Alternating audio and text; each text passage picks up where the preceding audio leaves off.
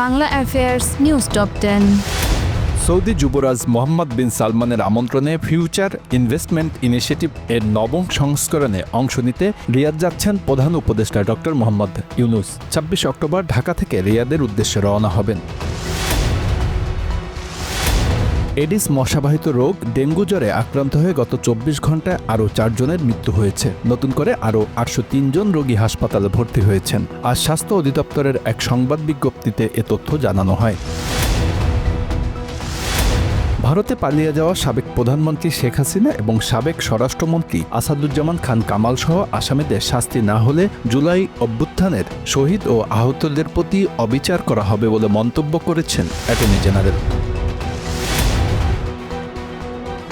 দেশকে এগিয়ে নিতে এখন নির্বাচিত সরকার প্রয়োজন, কিন্তু কিছু রাজনৈতিক দল নির্বাচন পেছানোর চেষ্টা করছে বলে অভিযোগ করেছেন মির্জা ফখরুল ইসলাম আলমগীর।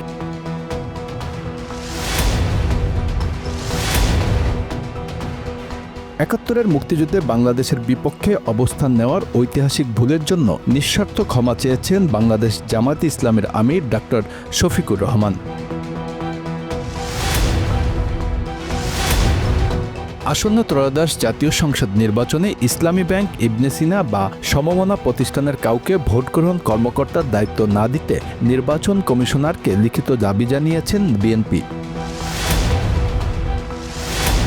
ডিএমপি কমিশনার শেখ মোহাম্মদ সাজ্জাদ আলী আগামী ত্রয়োদশ জাতীয় সংসদ নির্বাচন শান্তিপূর্ণভাবে অনুষ্ঠিত হবে বলে আশা প্রকাশ করেছেন। তিনি বলেছেন, নির্বাচন ঘিরে যে কোনো অপশক্তি মোকাবেলায় সক্ষম আইনশৃঙ্খলা বাহিনী।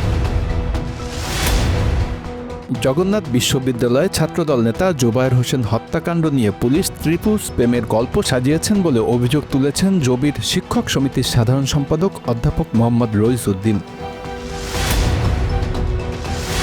ক্রিকেটের তারকা অলরাউন্ডার সাকিব আল হাসান প্রায় ১২ বছর আগে সবকিছু পেছনে ফেলে নামের একটি চলচ্চিত্র নিয়ে মুখ খুললেন অভিনেত্রী মেঘলা মুক্তা। ২০১২ সালে কক্সবাজারে শুটিং শুরু হলেও মাঝপথেই ঘটেছিল অঘটন।